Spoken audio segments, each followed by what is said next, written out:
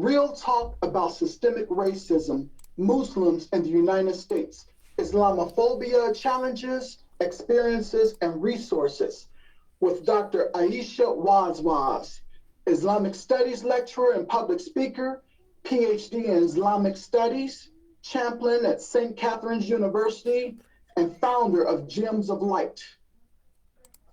We'll be introducing her, Georgette will be introducing her very soon. We must do a land acknowledgement now. I will begin by acknowledging that we are on the unceded lands of the Dakota and Anishinaabe people, just 12 miles away from Metropolitan State University. The Minnesota River joins the Mississippi River at a place called Bedote, Minnesota, the place where two waters come together in Dakota. Bedote and the bluff land surrounding Metro State is an especially sacred site, a spiritual and physical place of creation for indigenous peoples of Minnesota. We encourage each of us who are settlers on or visitors to this land to become familiar with the Dakota and Anishinaabe peoples and their vibrant lives and work. We strive to interrupt the legacy of colonialism and indigenous erasure by supporting efforts to reunite and restore indigenous peoples to the land. This is the definition of land back and the reason we do land acknowledgement practice. Now a little bit about our MIR department. Multicultural American Indian Retention Services Department promotes the academic success of historically underrepresented incoming, current, and graduating students by providing retention programming and a wide range of services that include advocacy and educational planning. Our students are assisted and supported by a culturally sensitive professional staff. The services are designed to enrich the academic and social experience of students while also connecting them to university and relevant communities.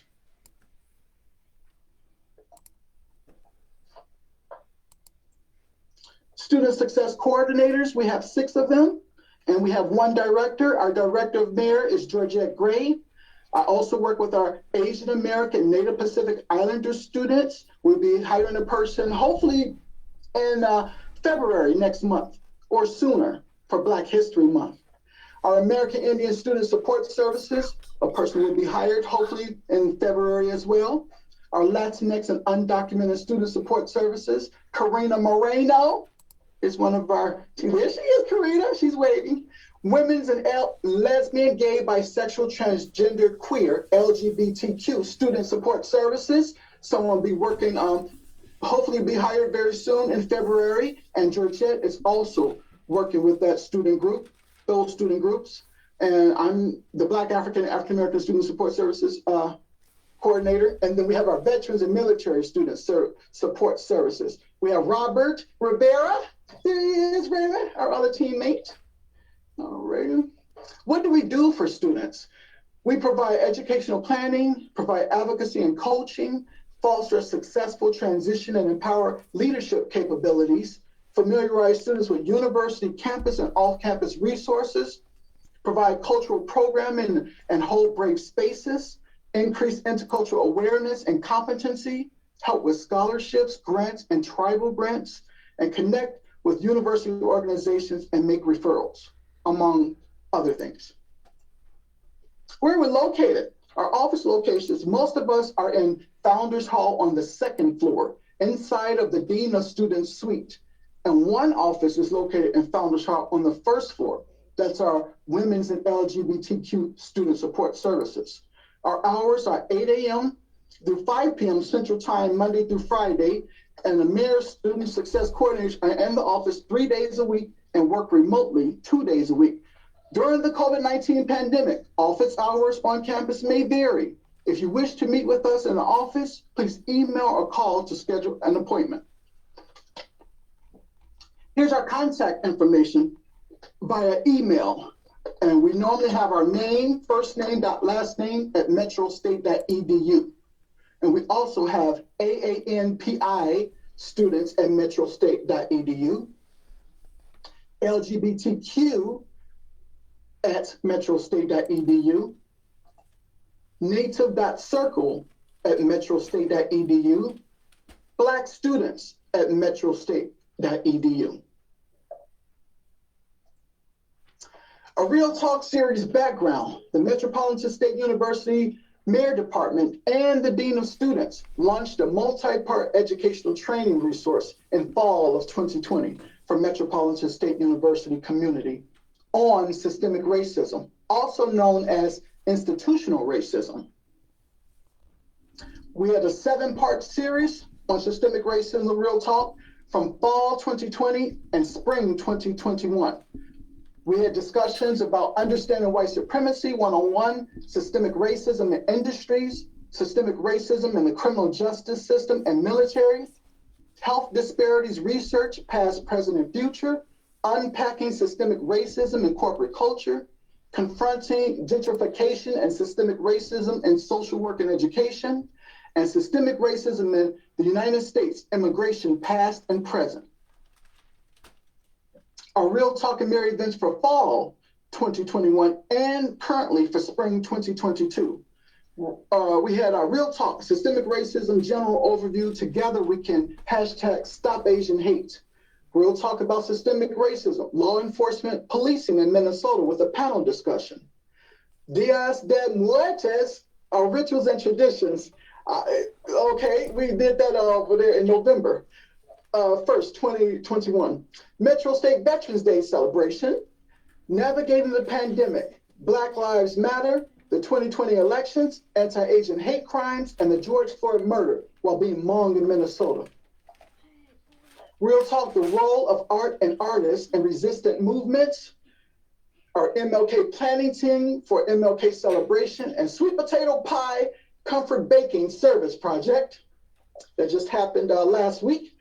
And currently, Real Talk about systemic racism, Muslims, and that is today.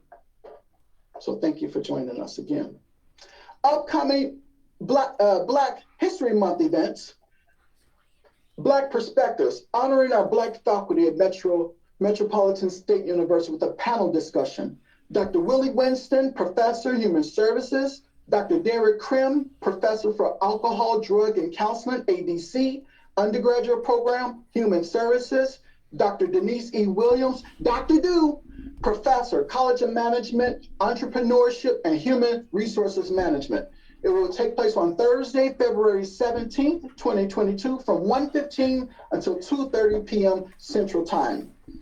Save the dates for February 22nd, 2022. We have another Black History Month program. I'm working on that with a speaker, and our Latinx student meet and greet on February 17th, 2022, from 4 p.m. until 5 p.m. Central Time, and that would be with Karina Moreno. And here's a picture. If you want to have if you have a smartphone and you're able to do so, please register right now. All you have to do is put your phone up to the QR code, quick response code, and then you can register. Okay. General guidelines adapted from Toujours Zhang's presentation. Today, we will be speaking from I feel perspectives, keep discussion focused, advance and deepen discussion, provide opportunity for lived experiences to be shared and valued, create an environment of trust and support so disagreement and understanding will be able to surface. And now I'll turn it over to Georgette Gray to introduce our speaker. Thank you. I started speaking and the room was still muted. I hope everyone can hear me. Thumbs up, please. Thank you so much for joining us today. Today we have a very special guest joining us to share some information. It's meant to educate and inform us. Dr. Aysha Wazwaz was born in Minnesota. She's the founder of Germs of Light, a nonprofit organization dedicated to educating women on Islamic education. She's a chaplain and Muslim advisor at St. Catherine's University. She is has a PhD in Islamic studies with honors from Jonah University, Lebanon, dissertation under the title Islam in the Positive Orientation, Karen Armstrong as a Paradigm. MA in Contemporary Islamic Studies, Alcorn University. It is now a published book in Arabic. She has a BA in Islamic Jurisprudence from Frank Alquart University, Dawa, and Fundamentals of Islam College in 2003. She graduated from high school here in Minnesota in 1996. She has over 18 years of experience in teaching Islam all parts and nationwide. She's a lecturer. She's been a lecturer since 2007 at the Islamic University of Minnesota. She, as we stated earlier, the founder of Germs of Life, and she has done presentations at many other places. She has also participated in Christian chaplaincy. So, ladies and gentlemen, as we all sit and listen, let us please welcome Dr. Aysha Wazwaz. And she will be sharing her screen with us. So let's give her a few minutes. That's a lot. I think we can clap, right, everybody? Welcome her. Thank you. Thank you so much for having me, and thank you so much for every single person that's joining us today. I know it's really a very big topic to talk about. In fact, you could say that I wrote my master's and my PhD dissertation really both relating this topic, and to, I would say, summarize and put a huge topic in summary is very challenging at many times because you have a lot to say, but you still have to try as much as you can to make it possible for others to understand what was written in academia in order to see how is it relating our world. And that's exactly what I'm trying to do in this lecture. So yes, the topic is systemic racism and Islamophobia. So when we're talking about systemic racism, there needs to be a lot of conversation and a lot of talk relating the academic side, the political side, the economical side. And of course, when we're talking about Muslims, we're speaking about a number of different issues, whether we're talking about nationwide or abroad. And of course, we cannot talk about systemic racism if we don't actually speak about the history of where and when and how this stereotypical image or even racism, how this all started out. And in order to speak about that, I had to take it all the way back to the beginning of Islam's story with the West, because when we're speaking about systemic racism, you need to go back all the way when the story really began and how the whole this whole friction really happened. So Islam started out in Arabia, and it was the Arabia at the time was really under two main superpowers, the Persian and the Byzantine Empire. Prophet Muhammad, peace be upon him, announces the continuance of the revelation of monotheism as past is continuing with as to the past prophets, and he sends ambassadors. So that was the first connection with the outside world. He sends ambassadors to Persia, the Byzantine Empire. And when we talk about the Byzantine Empire, what we mean by that is pretty much the West. That was pretty much the West, or the Christian world, really at the time, controlling the at the time the pagan, the North African world, which is what today we would know as Egypt, Tunisia, Algeria, and of course the different countries, and of course it expands all the way to the Levant, Syria, Jordan, and of course goes all the way to Turkey as well, and then continues onto different parts of Europe. So Prophet Muhammad sends ambassadors to Persia, Byzantine Empire, and at the same time, Alexandria at the time was the king of the Copts in Egypt, the king of Ethiopia, and the first battle actually happened. That's just speaking about the friction that started with the Byzantine Empire. It was actually the first battle from the 1629 Hijrah, which, or sorry, not the Hijrah, but 1629 in the Gregorian calendar, and that actually happened in Jordan. The Muslims at the same time do seek refuge during that same period of time, do seek refuge from a Christian Ethiopian king. Yet on the other side, later Muslims went to war against the Byzantine Empire for killing its ambassador, Al-Harith ibn Umayr, making the start of the coming duality usage, Islam versus the West, which is the region. But at the same time, Islam actually calls for a dialogue with other faiths. You could see in the Quran where it says, invite all the way of your Lord with wisdom and beautiful preaching, and argue with them in ways that are best and most gracious. For your Lord knows best who have strayed from his path and who received guidance. The Quran also says, there shall be no compulsion in accepting the religion. The right course has come clear from wrong. But there were still political tensions that caused the friction in the Muslim world, or let's say in the Muslim/Western relations. The frictions between the Muslim Caliphate and the Byzantine Empire expanded. The Byzantine Empire was defeated. The Muslim Caliphates were expanding the Muslim world. The political tensions' main battlefields were really the Levant, which is Jordan, Syria, Lebanon, and Palestine, North Africa and Sicily, Constantinople, Turkey, Spain, Spain or Andalusia at the time, France, and probably that was, I would say, historically speaking, the Battle of Poitiers was pretty much the most probably heated point in where the Muslims were at the threshold of all Europe in the Battle of Poitiers. And of course, with the command of Charles Martel, who fought against the Umayyad Caliphate, it was really close where the Muslims were actually going to expand to the heart of Europe.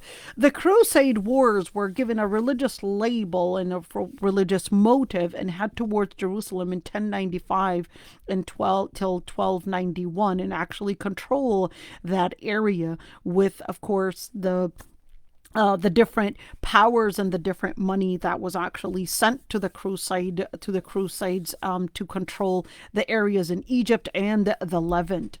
The friction between the Muslim and the Western world that continued and, of course, shaped the attitudes towards Islam and Muslims, because the threat, and I quote here, the threat of Islam and the Ottoman Empire was also central in shaping views and attitudes toward Islam in European scholarship. Yet even after this threat subsided, the formative conception in the field of Islamic studies continued to shape later understandings of Islam and to provide frameworks within which the new data was interpreted. The organized field of Oriental studies, with which ideas about Islam were generated, adopted a philological approach. Whatever its shortcomings, philology familiarized European scholars with many diverse texts and a wealth of information that derive from them. Now, when we look at this map right there, it's really important. We're looking at history. So we went from the time of the Byzantine Empire, then the Crusades, and then later the Ottoman Empire, which later brings us to the point about the European colonization, which was actually a direct cause for the friction and, of course, a direct cause on the modern politics relating to Islam and Muslims. And you could see the different colors right there in where the European colonization decided to, I would say, split the cake and share the big cake, whether we're talking about Africa or Asia, in order to gain control over it. So that was the side of it where it was, as Mahmoud Mamdani calls it, that at the time it was really tracing back to the social Darwinism, in where it saw that these countries were incapable of evolving and evolving to what the white man had reached, and therefore they needed the white man to come in order to civilize them and make them reach that level. But of course, that required, according to the colonizing powers at the time, that required the European involvement in order to give the black man or the colored man or the religions that are not similar to, of course, the colonizing powers. They needed their power in order to elevate their ability to reach up to the level of white man. So that included, of course, a large number of Muslim countries, because you're looking at Muslim countries were pretty much the majority in most of those colonizing geographical areas. Now, of course, when we talked about, yes, the colonizing powers are, although didn't necessarily maintain the real name that later was going to be used in a different name. So it was becoming really under the Commonwealth and, of course, under the European colonization, but not in a direct way. But the story was pretty much different when it came to Palestine, because it became the remaining core issue, and of course, which is under Israeli occupation right now. But other events, there are other events that fed modern stereotypes. We're looking at the Iran evolution, the Palestinian Intifada, the Desert Storm, the Afghan War, 9/11, and the war on Iraq continue until the time of today to feed these stereotypical images, which really started with and traveled. The stereotypical images, yes, there was the political side, which I just explained just a few minutes ago. The political side was one side, but there was another side that was feeding these stereotypical images in order to create systemic racism against Islam and Muslims. The images traveled from the West to the U.S. along with several professors who traveled to the U.S. and taught in Oriental departments in American universities. Amongst them, Bernard Lewis. Bernard Lewis is actually considered the main figure in a lot of the different institutions, and in fact founded a number of different Islamic studies departments in Princeton, Yale, Columbia, and Harvard. So you're looking at the most important institutions in the U.S. were actually founded by, you can see the different names: John Wansbrough, Sir Hamilton Gibb, Gustav Birnbaum, in France, Rosenthal, and Joseph Schacht, and of course, when we're looking at these figures, we can't just name just figures. These happen to be the mind that founded the different Islamic studies departments. So what does that actually mean? Well, when you say founded an Islamic studies department, you're actually talking about the mind that many of the institutions, many of the departments that actually graduated from these institutions. And of course, there's going to be Chicago University and different universities, but that's considered as the elite mindset that was shaping the understanding and shaping the views of the Muslim world. And of course, when you're looking at these different figures, and on top of them is really Bernard Lewis, who regarded that Islam is really nothing but a threat, and therefore had written a number of different books to speak about how Islam was actually a threat. Later, these stereotypes became the academic resource on Islam, and other Orientalists the other books were translated and carried with them the stereotypical images, whether those books were Ernest Renan, Goldziher, Samuel Zwemer, Duncan MacDonald, and of course, one very important figure is this Palestinian author right there, who was actually a professor in Columbia University and an English professor, but he was originally Palestinian, born in Jerusalem.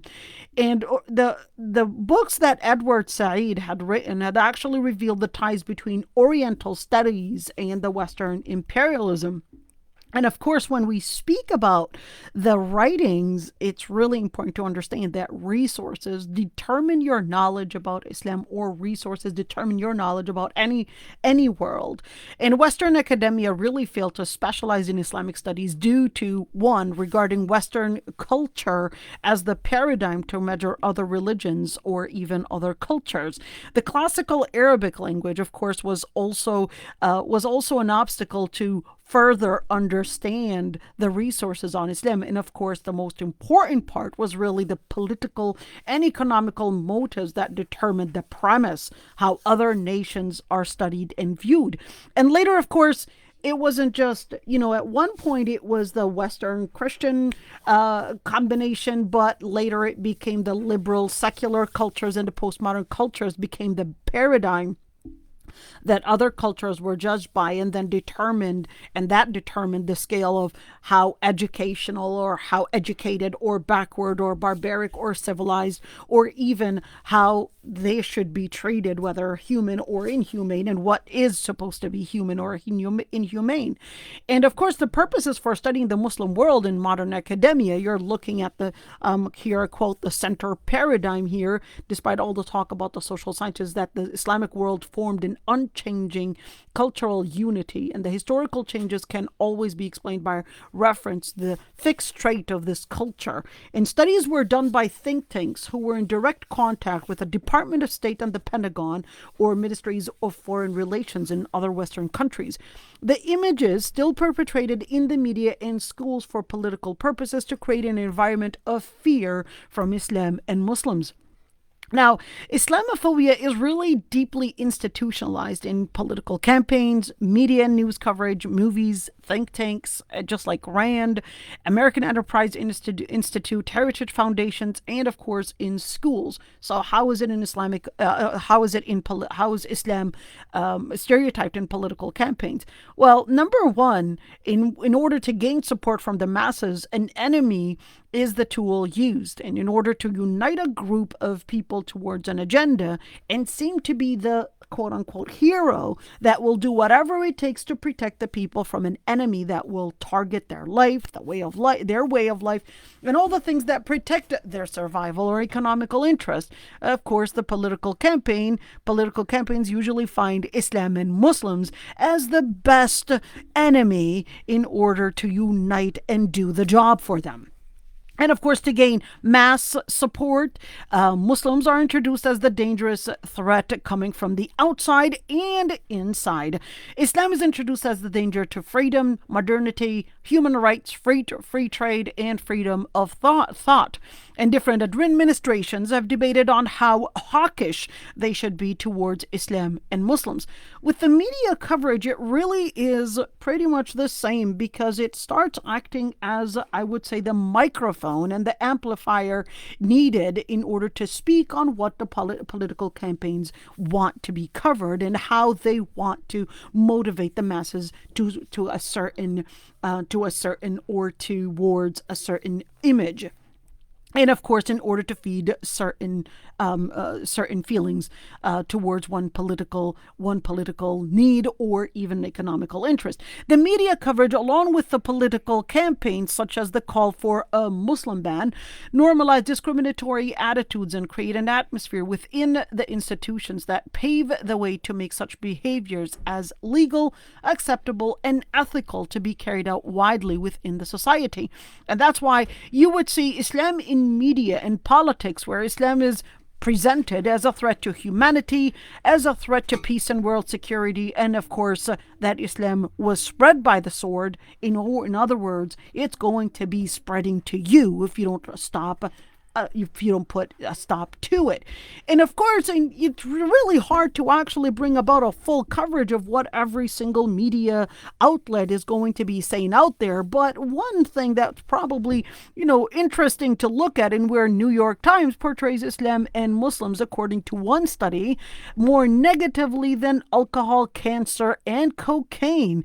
So think of that. And books There are some books that actually speak about the media coverage on Islam and Muslims, and amongst them, Good Muslim, Bad Muslim, and you could see, just really quick some of those books out there, and of course, it would be really interesting to speak about Islam in the movies, where Muslims are portrayed as the villains, the terrorists, and if it's a husband, he's mean, most likely a rapist and a wife beater. If it's a wife, well, she can be a victim or probably manipulated to support terror groups. If it's a child, he is on his way to getting trained and brainwashed with terror thoughts and activities. And of course, it's really important when we speak about those ideas to speak about the think tanks. These think tanks, mind you, like for example Rand Corporation, their annual budget is almost $300 million. And let's not talk about the different millions and millions of dollars that are actually funding all these different think tanks. Well, the think tanks, although this name sounds too innocent, we could think of a think tank. It's just a think tank, but in reality, it acts as the one to present and work towards a political agenda. Think tanks are funded by certain political groups and many companies that have common interests. They speak with politicians into different and, of course, into such agendas on how how the politicians or even the masses should actually deal with Muslim countries. And of course, supporting their agendas with presentations, studies, and research papers, although, of course, definitely with all the biases therein. They create multimedia, articles, books to gain mass support for such agendas. And of course, the different let's call them academics that work within those think tanks are actually referred to as specialists, and of course, so they're introduced in the mass media. They set curriculums for schools to support such agendas. They train teachers and set programs for the related departments in universities. Think tanks in general pressure politicians to change curriculums even in foreign countries.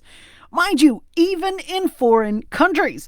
Think tanks, let's talk about when we're talking about, changing and reforming curriculums even in foreign countries.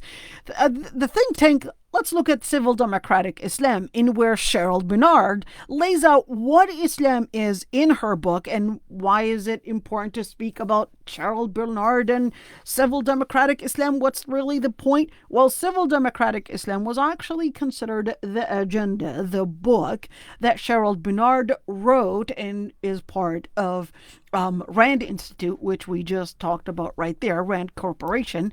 And of course, she lays out what moderate Islam is, who's supposed to be a good Muslim and or a bad Muslim. Of course, is she specialized in Islamic studies? She is not. But when we're talking about Islam and Muslims, it becomes reasonable, it becomes justified to form a kind of a quote-unquote reform the Muslim world by making a certain systemized racism on who is a good Muslim and who's a bad Muslim. But of course, the reason for that is not necessarily based on who becomes a good Muslim or a bad Muslim according to their faith or according to the Muslim faith, but is actually supposed to be a good Muslim or a bad Muslim according to the interests that are needed in order to quote unquote protect a certain agenda. So what needs to be done to reform Islam and the Muslim world is basically what Rand Corporation or other think tanks would actually consider as a priority and justified in order to get the political support, the financial support, the media, academic, and research work are presented in order to do such agendas. Well, the agendas don't end up in the political arena, but they even work in schools towards reforming and changing and putting a stereotypical image. So you could see those are usually the books that are recommended by the professors in different universities, the different universities in Islamic studies departments or probably global studies, and they will usually lay out these books. When at many times I offered or even talked to some of the professors and I said, we've got other books that can probably give a better image and a more subjective image. The professors would say that is not an academic book, even though, for example, you could see all these different labels, all these different from the title, that it totally does not have a subjective title, let alone the subjective details in the book. In Where the Trouble with Islam, Why I'm Not a Muslim, In the Path of God, Islam and Political Power, definitely has nothing to do with being subjective. The professors, school teachers assign reading materials that are presented as academic, when in reality it simply reproduces the same stereotypical images, and apparently it comes from one political agenda. Islam is a danger to security, peace, and human rights. And of course, the racialization of religion portrays Middle Eastern immigrants as inferior to whites and racially marked on the assumption that they're all Muslim. And of course, Islam is actually portrayed in the way that I had just mentioned. So what are the stereotypes? Modern stereotypical images where Muhammad is an impostor by birth who plagiarized the faith from Christianity. Quran teaches war, bloodshed, and blind faith. Sharia law is just to force others on embracing Islam. Sharia law denies, according to the stereotypical image, other faiths and human rights. Islam was spread by the sword. Muslims are terrorists. Muslim women are oppressed. And of course, the image of Muslim women is that media has contradictory images of Muslim women. So they're oppressed, but at the same time, they're a danger to world peace. How is it that they're oppressed, but they're a danger to world peace? They're forced to wear hijab. Their hijab is a sign of oppression. Muslim women have no rights at the same time. You could see those contradictory images.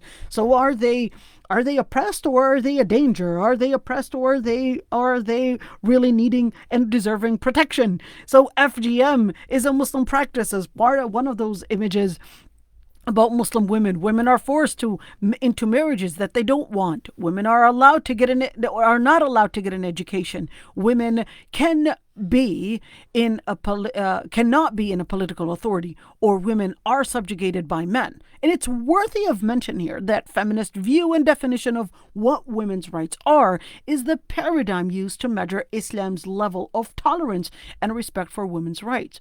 Well, Islam, compared to the stereotypical image, in order to study Islam, you really have to go to the resources and not the people. Islam has two main resources, the Quran and the prophetic Sunnah. Now, just a number of different responses to some of those stereotypical images when we're talking about the most important topic is really Islam and its stance on peace and justice. Islam considered that justice is sacred, in where Muslims would read 114 times the verse, "In the name of God, the most merciful, the most compassionate." Muslims actually revere God and glorify God by remembering his compassion and remembering his mercy. And that's why when we read the Quran, it says, "Oh, you believe, be upright to God, witnessing with justice, and let not the hatred of a certain people prevent you from acting justly. Adhere to justice, for that it is near to piety." At the same time, in the Quran, it says, "We send our messengers with clear proofs, and we send down with them the book and the balance, that humanity may uphold justice." Justice is on top of Muslim priorities, where in the Quran it says, "Be persistently standing firm in justice, witnessing for Allah, even if it be against yourselves or your parents or relatives. Whether one is rich or poor, Allah is more worthy of both. So follow not personal inclination, lest you not be just." And, of course, killing one person is the same as equal as killing to all humanity. And that's why in the Quran it teaches, "Whoever kills a soul unless for a soul or for corruption done in the land, it is as if he had slain mankind entirely. And whoever saves one, it is as if he had saved mankind entirely." What is the impact of discrimination on Islam and Muslims? Well, generally, it's really important to mention that Islamophobia is a human rights and a public health issue, because there are direct impact of Islamophobia, direct impact on Muslims, while Islamophobia has physical and mental health consequences resulting from trauma, from hate speech and crimes. There was a lot of loss of employment opportunities, vandalizing and damaging places of worship. Some charity assets were frozen for individuals and even Muslim organizations, scrutinizing Muslim individuals and organizations and leaders, racial profiling on airports, and adding many Muslim leaders and individuals on the no-fly list. Well, there are members of stigmatized groups are more likely to have unequal access to resources regardless. And of course, when we're talking about stigmatized groups, social and political marginalization creates a system of discrimination that leads to the loss of access to many rights and opportunities within and even outside the US, where we're talking about security, health, education, family protection, employment. And of course, when we speak about those rights, it's really important to also mention there's the psychological impact of Islamophobia on not only the students, we'll talk about the students later on, but we'll see that the discrimination has actually been linked to stress, depression, paranoia, low self esteem, physical complications such as high cholesterol, obesity, and other health problems. A study found that American Muslims are 2 times more likely to have attempted suicide than other groups. Islamophobia reinforces feelings of alienation and ostracism from the rest of the society and social withdrawal, feeling that the countries they call home are targeted for the identity they share, Islam. And therefore, they are targeted as well, exacerbating feelings of stress and anxiety.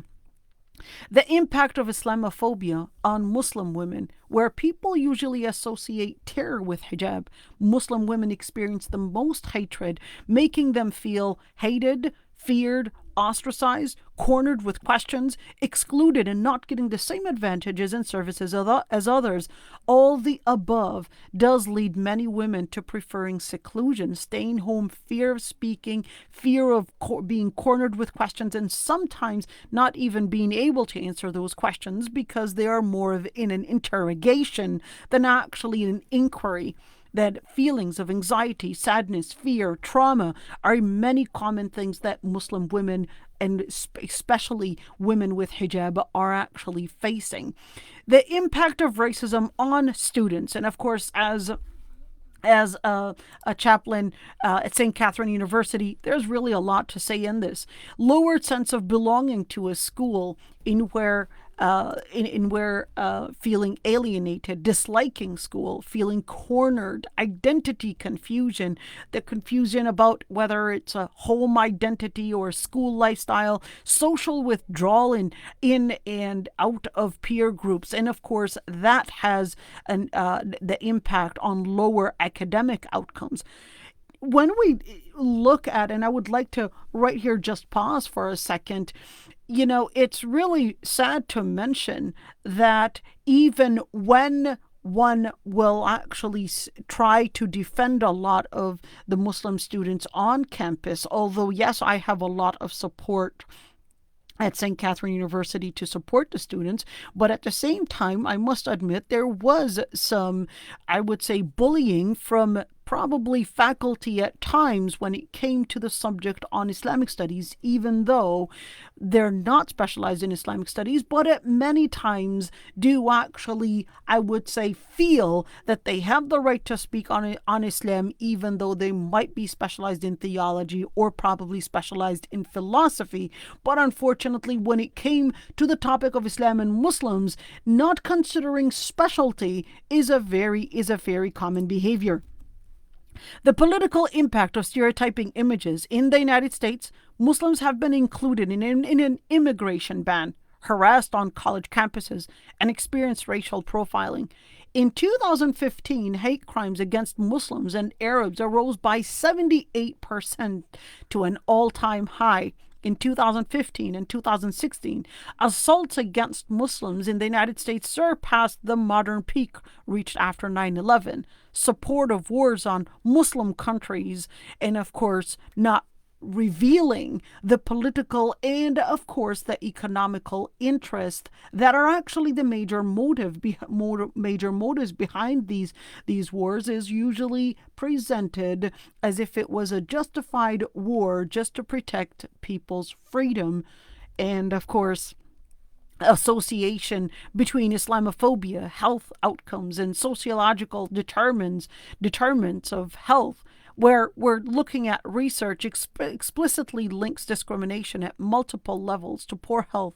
Experiencing discrimination is also associated with an onset of physiological responses to stress that have long-term implications for health outcomes, including a wear and tear impact on regulatory systems. These studies found that ever experiencing discrimination due to race, ethnicity, or religion was associated with higher levels of psychological distress. In several metropolitan areas in the United States, studies found that discrimination due to Muslim identity was associated with a greater number of depressive symptoms, but not with substance abuse. For adolescent Somali refugees in the United States, greater reported everyday discriminatory events were associated with higher levels of PTSD, depression, after accounting for other trauma. Now, it's really important to mention a very interesting study really described how an increase in the rates of preterm births and low birth weight among women with Arabic names in California who gave birth within 6 months after a 9/11 relative to the year before, and no differences were documented among women with non-Arabic names. Studies from the United Kingdom provide evidence for links to chronic, of course, discrimination with chronic diseases.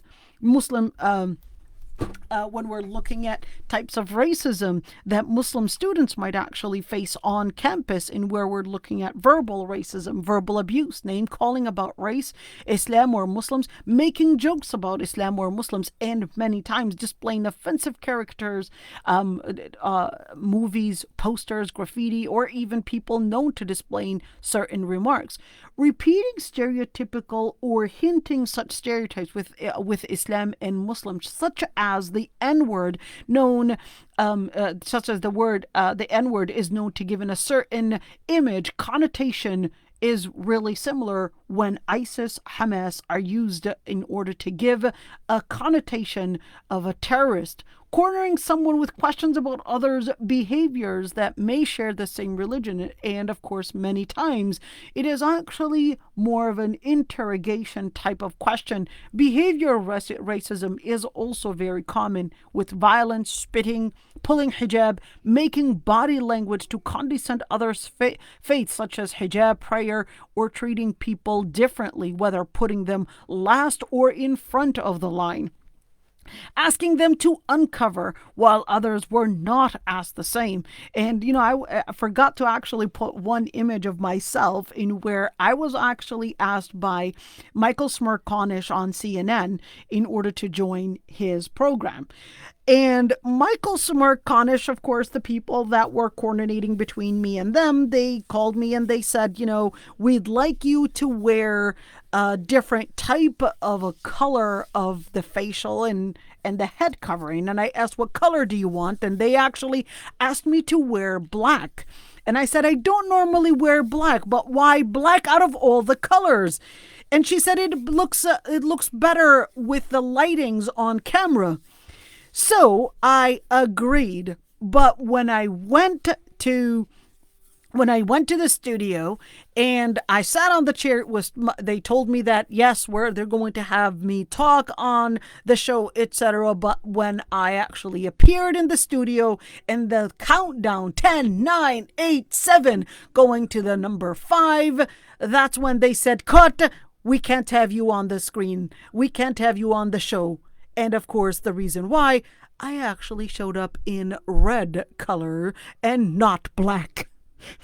This is exactly how the game is played.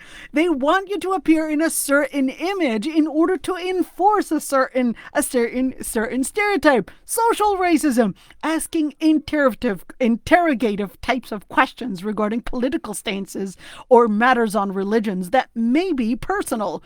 Identity denial and accusation, and this is very common, and we're asking someone to only speak a certain language, or accusing them of not being patriotic enough, or cornering them to prove their patriotism by denying their faith, culture, language, or even their interest.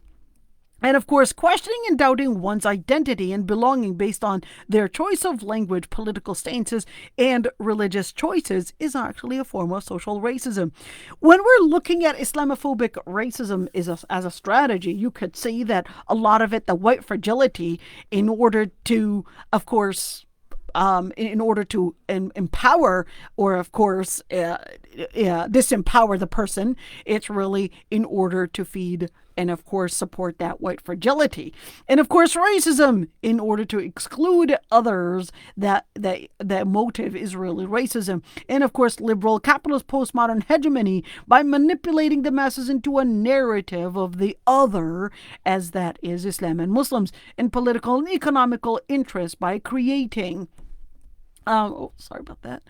creating a narrative that justifies certain political, economical, and even social stances, and when it really is nothing but a political and an economical interest. Same thing, creating the existence of a collective group that form a threat, the motive, and that's why it will create groups and put groups as entities and not a collection of people from different backgrounds, and creating a negative stereotype despite all the differences within that group. How to support Muslim students? Well, number one, understanding and learning more about other people, recognizing the stereotypical images and the impact it has on those that are targeted, increase the opportunities to enhance the sense of belonging.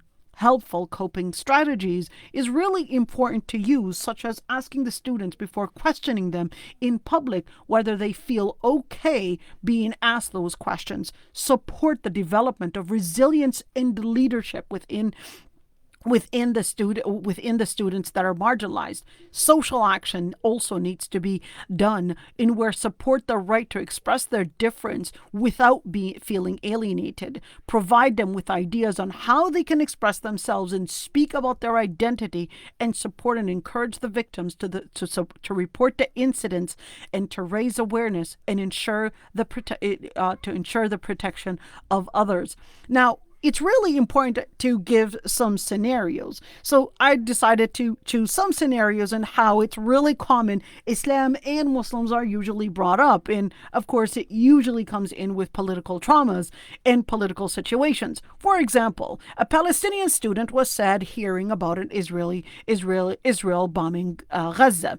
The professor rushed to call it retaliation, and of course called Israel a U.S. ally, therefore assumed that there was a fair investigation from Israel to do what is best to prevent civilian casualties. And of course, politics speaks in the name of interest. Humanity listens with a merciful ear and heart. And when we talk about politics speaks in the name of interest, it's really important to just to mention a number of points before I'm not here going to talk about Israel and Palestine, but here just a number of different things to mention. The students come from many backgrounds. Innocent civilians make up the most victims in political tensions. Your understanding of a political situation may be extremely shallow compared to what is really happening on ground and the political motives behind it. Students may have family members as victims within those countries. Mocking other races or countries for most of the students is not an issue of politics, but identity and family. Muslim families are very close and related to each other. Having a political stance regarding a certain situation is one's right, but disregarding others' pains will have an impact on creating tensions on campus and most certainly will affect students' grades. We may have different political interests and perspectives, but we must always remember respecting the shared humanity is a principle that leads to justice and peace. When we're speaking about helping the students, it's really important to build bridges of understanding between nations actually begins with you. Asking the students about the situation in their country shows interest, care, respect, and eventually builds connections of mercy. Inviting them to speak and share their feelings lets others fortify this bridge building in communication and understanding. Making sure that others understand that justice is built on consideration to human rights and that the right to defend one's property and freedom is a God-given gift. and a God-given right. Give the students the space and freedom to voice their pains and share their perspective that the media does not often voice. Students learn from you. Being a role model on how to listen to others' pains, stories, and perspectives is teaching love, mercy, and communication. Although students may know some information, please keep in mind that most of the students lived in the U.S. and are not very well informed about their own people's lives. If you're not able to travel to learn about those situations on ground in front of you, are students that may be a treasure you can learn and ask. Now, it's really important to ask privately before asking students in public, because students may not always know the details relating to political or other aspects of certain issues, or other aspects even about the religion. Asking them if they would like to share privately may help them not feel cornered. Now, the other scenario, men, women, physical, social distancing to avoid spiritual contamination. Yeah, I got that from COVID. COVID is, virus contamination, but I was like, let's talk about the spiritual contamination. Men and women in Islam may have the, social, and I would say the different distancing to avoid spiritual contamination. And what we mean by spiritual contamination, we'll say, for example, Muslim men and women have been practicing social distancing before COVID-19. Many Muslim women were also masking before COVID-19. I'll tell you guys a joke just to get you out of all the talk. The other day I was actually at the clinic, and the nurse was telling me that I was supposed to be covering my face. Now, normally you could see my picture. I normally cover my face. And she said, I had my face covering down, and she said, you have to cover your face. Now, I said, well, in my religion, it's okay. I really forgot about the masking and forgot all about that. And she said, no, you have to cover your face. This is actually our policy here. And I said, no, it's okay. In my religion, you're a woman. I can uncover in front of you. And she insisted. And then I totally forgot about COVID and masking and all of that. And she said, no, you have to cover. And it just made me laugh, because just a few months ago, or a year or 2 years ago now with COVID, everyone was asking me on how I was able to breathe with the face covering. And now I'm wondering how people can breathe with masks on. Because the face covering, the veil that I wear is definitely, although CDC considers it not the best covering, but, it's just taking me back. How did everything all of a sudden change? Whatever happened to all the questions? Do you take a shower with it? Can you cover it? How can you talk with it? And all these different things. And communication became, you cannot actually join us unless you are wearing a mask. Whatever happened? All right, so Muslim women and men are very cautious about physical touching or relations outside of intermediate family. Of course, Muslims believe men and women relations are to be limited, as it may affect one's ability to focus on their spirituality.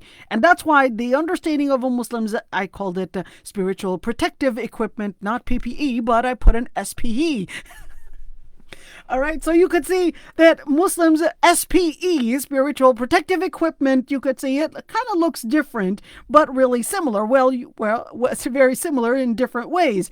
Female students may ask that another person would join to make sure that they're not alone with a male teacher. Similarly, male students may do the same if the teacher is a female. So please do not misunderstand their request, as this is the religion's recommendation to maintaining spiritual focus.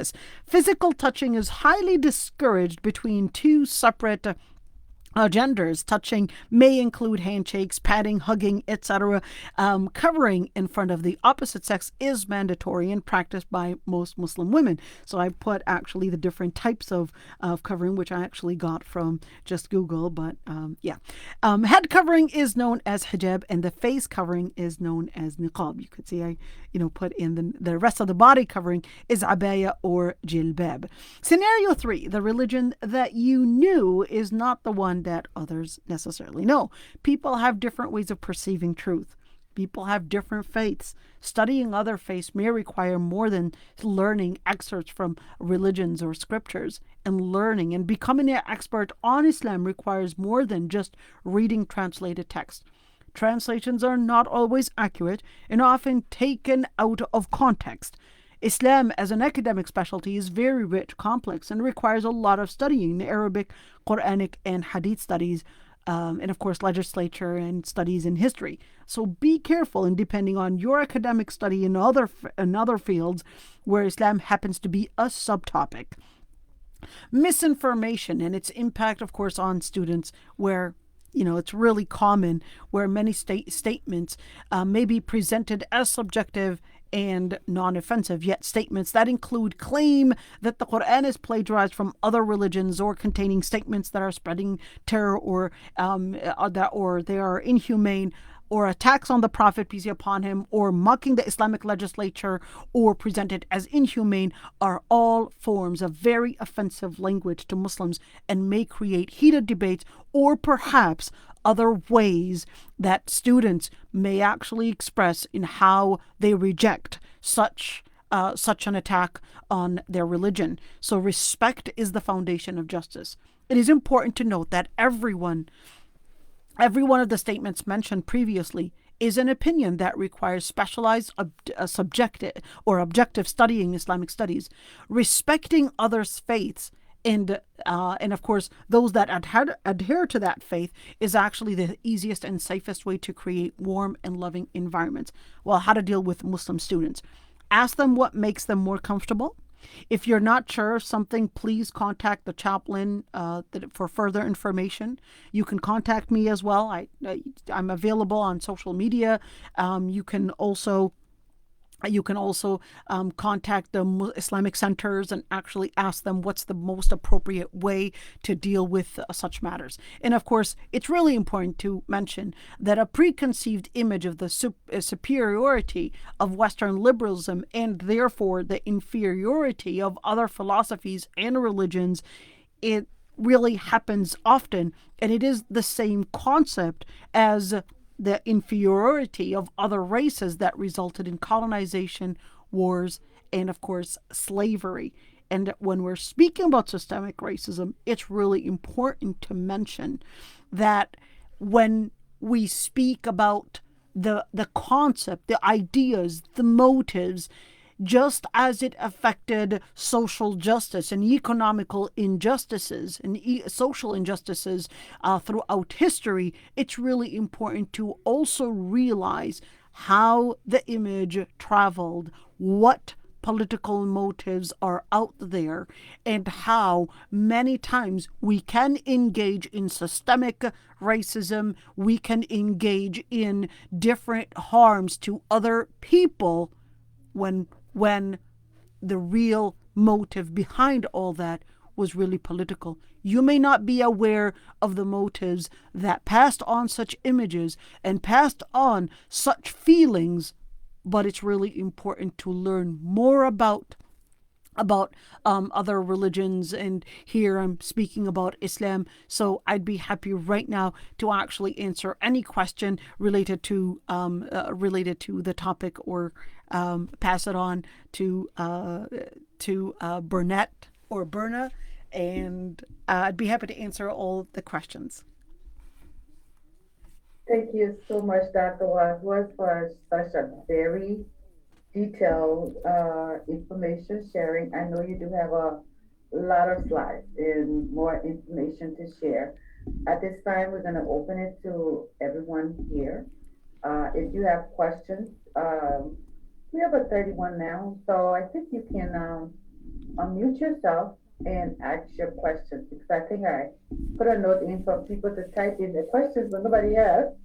So I have a question, Georgette, for yes. Dr. Wazwaz. Thank you. I wanted to know, what is the difference between when you mentioned the word faith as opposed to religion? I'm trying to understand the two. Are they together or are they separate? Thank you. So when I talk about religion, I mean, the religion in in the creed and also the different practices in Sharia. And faith usually relates to our connection with God Almighty. So the way, our spirituality, let's say it that way. Great. Thank you, Dr. Wazwaz. Any questions for Dr. Wazwaz? Everyone? Dr. Wazwaz is Georgette, and somebody raised their hand. You can ask your question, Jackson. You can unmute yourself.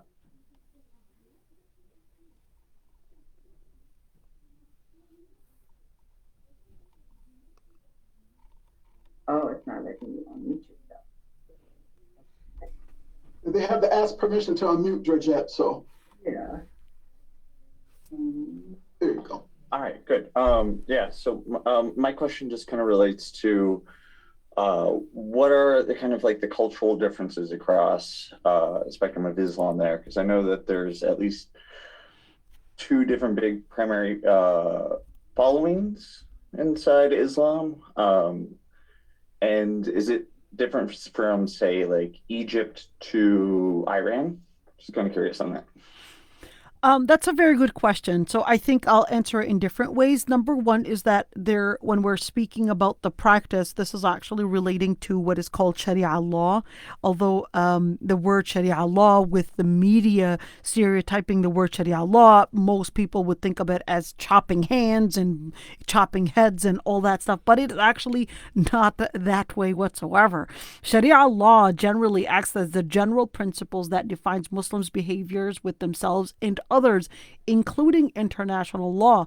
And Sharia is actually based on preserving, I put an acronym, DNAIM, and which really are the legal maxims of ethics in Islam. So when we're looking at what is the foundation of religious behavior, what is the foundation of the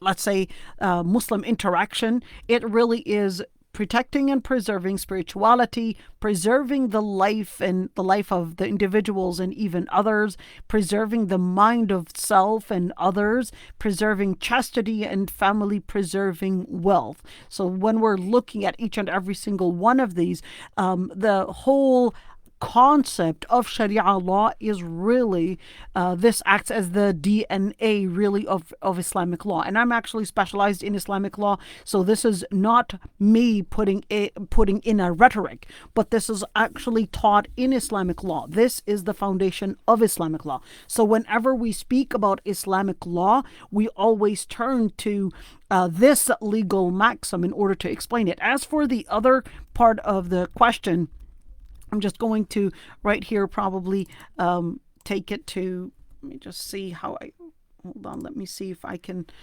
bring about that part, the second part for that question when it comes to Iran and Egypt. So here we go. So I think it's really important to, when we're speaking about Iran and Egypt, and here we go. So let me share that screen again. All right. Okay, here we go. So when we're looking at, what's the difference? So Egypt and most of the Muslim world are actually called Sunni. The word Sunni actually means tradition, and that's the majority within the Muslim world. And the majority of the Sunnis, in fact, all the Sunnis, but they believe in the successor of Muhammad, peace be upon him. So we're looking at the successor, meaning who is to lead after him. They're to be chosen by the Muslim community. Sunni Islam regarded that the Quran, Hadith, and all the Prophet's companions as the references to identifying Islam and its foundation. The Shia, on the other hand, were actually a rupture in Islam and began over a political dispute over leadership. From the death of Al-Hussein, who's the grandson of the Prophet, peace be upon him. Shias consider that the leader of Islam is through the descendants of Muhammad, peace be upon him, and through, and generally speaking, they would consider the resources are Quran and the Prophet's family and selected companions and the divinely inspired imams. Versus Sunnis, they don't consider that anyone is divinely inspired but the Prophet himself. And of course, Sunnis make up 80 to 85% 25% of the Muslim population, so 1.5 billion. The Shias make up 15 to 20%, so roughly 240 to 340 million people. So looking at the map right there, you could see the dark green acts as the Shia, which based on just for the question. So that's generally the Shia population in different parts of the world, and the rest, the lighter green, is pretty much the Sunni. So when we're looking at the practice, it's pretty much the same in terms of the main foundations of religion, where the main foundations of religion are one, it's the believing in God Almighty, believing in the Prophet, peace be upon him, and the prophets, believing in the books that God Almighty had sent on to all prophets, believing in the angels, and practicing charity, giving, and fasting and pilgrimage. So the Shias and the Sunnis, they pretty much adhere to the same foundations and go back to the Quran. But when it comes to, I would say, the political practice, that's when things kind of went differently. And some applications on certain matters in certain details do also differ in probably marriage, or probably maybe a little practice that is different in terms of certain in certain actions, for example, prayer, and just really detailed and minor things that are different, but they generally have similarities. Why the political differences? Well, the political differences, they again, the Shias would regard that the Imams, just like Al-Khomeini or even others, are divinely inspired. So that becomes, think of it as Catholicism, in where if you're going to regard the Imam as divinely inspired, that means, he's going to be speaking on behalf of God. He sometimes has, some religious power over the text. But for the Sunnis, the text is it. There's no other divine connection between whether political leaders or religious leaders, and it's really the text that holds the hierarchy and not any person over the text. So that's a little different when it comes to Shi'ism, in where the inspired imam can actually act as the interpreter for the word of God, and then that takes in a different political, I would say, a different political relationship, because if it's the imam that is speaking on behalf of God, things are going to be changing very often. So I hope I answered that question. Thank you. Any other questions for Dr. Wazwaz? Yes, I have another question, Dr. Wazwaz. Go ahead. And I have to be honest with you. It's a question about skin color. Mm-hmm. And do you believe that Muslims are treated the same when they take their pilgrimage or when they go to Mecca or the Holy Land? I hope that makes sense. Do you feel as though they're being treated just like everyone else, or not? So, to answer the question, when you actually look at in general, most of the Muslims are actually not white, by the way. This is really important to mention. So you look at majority of the Muslims are actually not white. Very few are actually white. And even the Arab Muslims, the Arab are only about 7% of the population of Muslims. When you look at Indonesia, that's 250 million Muslims, and Indonesia, they definitely have an Asian appearance compared to all. In fact, Muslims that are not white, to mean, let me say, colored, are actually the majority. Now, in Saudi Arabia, I have not been to Saudi Arabia. But the religion itself does not teach racism based on skin color whatsoever. In fact, the Prophet made it really clear that there is no preference from an Arab to a non-Arab based on color whatsoever. In fact, there was one of the companions, his name was Bilal. Bilal was actually an Ethiopian descent, and when one of the Arab companions, he called Bilal the son of a black woman, the Prophet, peace be upon him, was really furious, and he said, "Is this ignorance practiced right before me when I'm still around you?" In fact, the Quran was really clear about that and said, "O people, we have created you into male and female, and made you into tribes and nations, and so that you may learn from one another. And the best of you is really the closest to God Almighty." So the Quran really teaches that skin color is not whatsoever the basis that we would measure or even study people through. Historically speaking, the Muslim world, yes, there was slavery, but slavery in the Muslim world was not whatsoever based on skin color. Slavery was actually based on political divisions and not skin color. Slavery is even different. So I would definitely recommend going back to the book written by Professor Jonathan Brown on slavery, because the definition of slavery and the practice of slavery in the Muslim world historically is very different than the way that it was practiced in the West. In the Muslim world, slaves were heads of state. Slaves were the educated ones. Slaves were considered the ones to be most educated, the leaders, the ones to own. It's a very different dynamic compared to how the slaves were actually treated in the West, where in the West.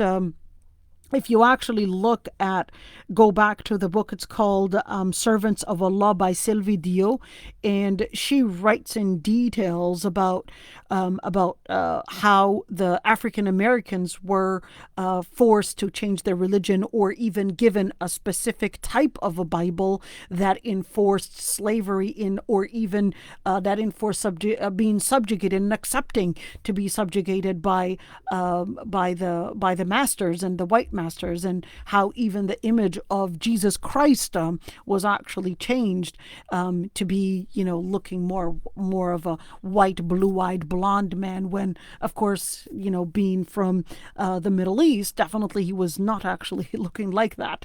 But you could really go back to Sylvie Dio and her book Servants of Allah. Sylvie Dio is a Senegalese author. Her book was actually translated into many languages, I believe, and it was copied in 15 prints. Imagine that. And when you look at slavery, and it's really important to go back to Jonathan Brown. The other part about the question, will you find racism? I would say when people are distant away from what the religion teaches, I wouldn't be surprised. I wouldn't be surprised to actually see that there can be racism, whether it's related to skin color, or whether it's related to tribe, etc. When people are distant away from the teachings of what the religion teaches, just like how I actually read from the Quran that it actually is against such type of racism. Human beings can be ignorant in the way that they actually the way they actually relate to one another. Thank you so much. I'll turn it over because we have less than 10 minutes now.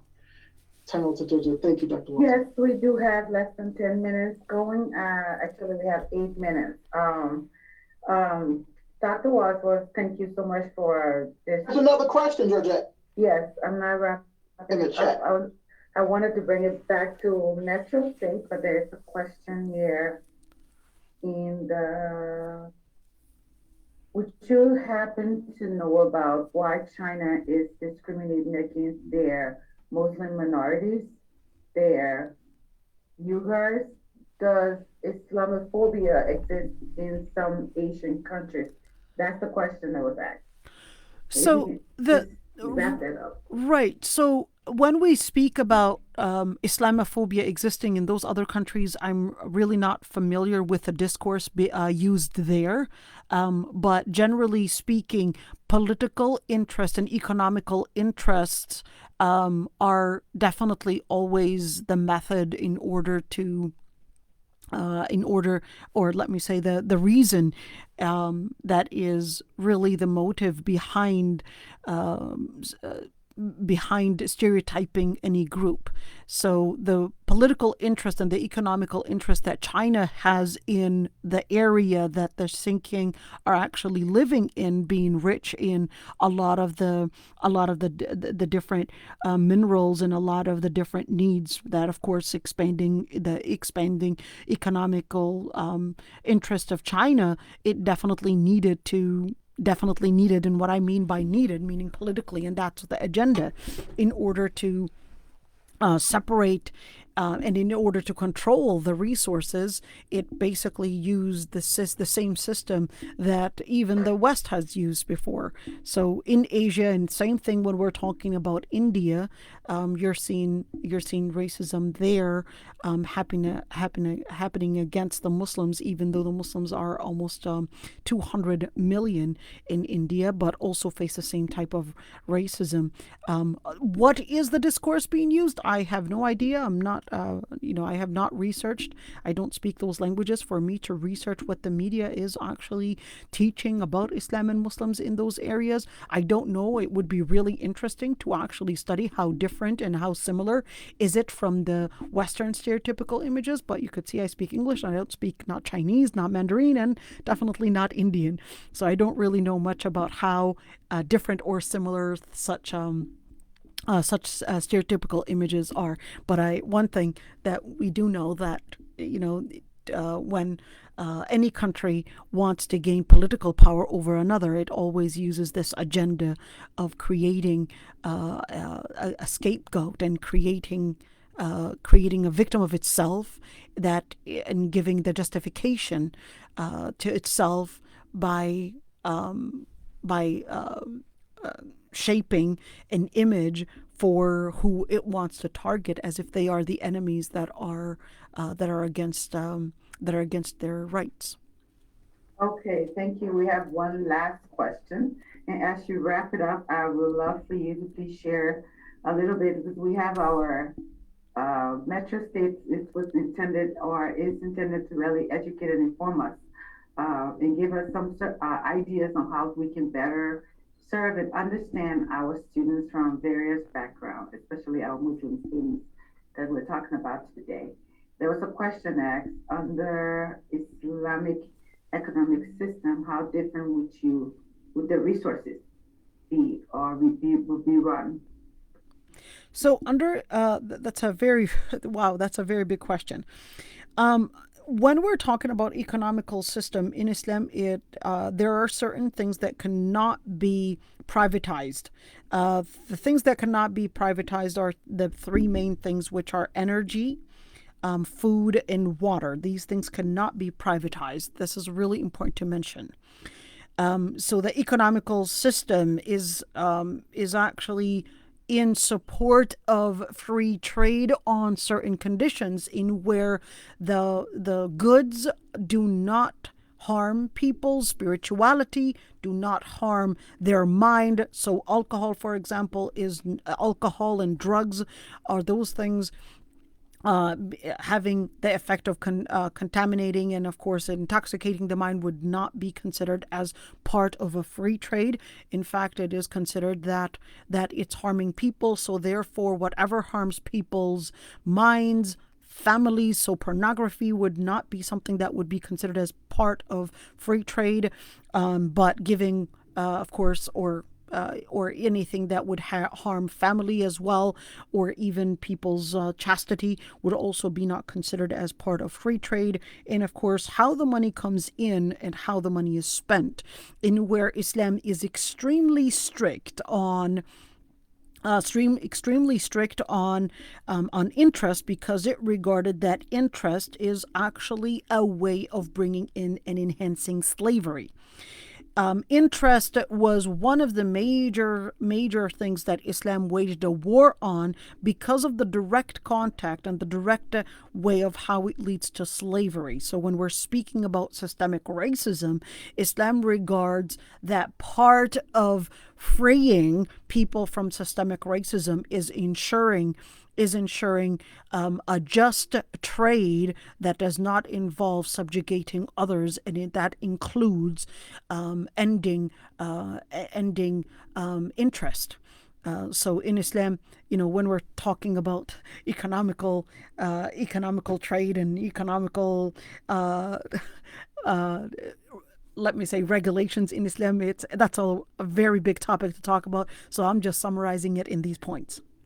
Thank you so much, Dr. Wazwaz, and thanks to every one of you for joining us. Before you leave, there are some upcoming events. There's an event tomorrow in the chat room. There are links. We encourage you to please click on it and read about the event and join us tomorrow. There's one tomorrow, and there's another one coming up next week.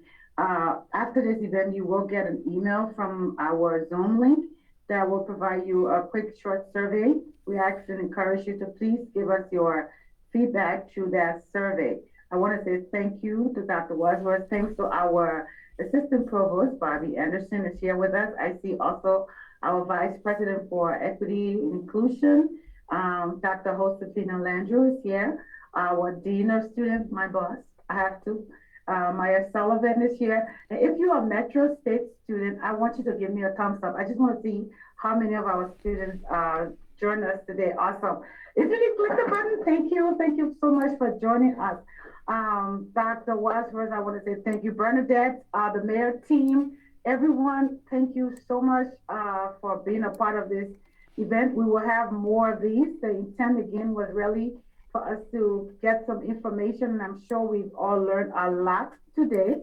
And if you would like us to do something again with our Muslim students, email me, let us know what topics you would like us to cover, and that will help us from our night's event. But I want to say thank you so much. I don't know if Bobby want to say anything before we wrap up, or Maya, you got 1 second.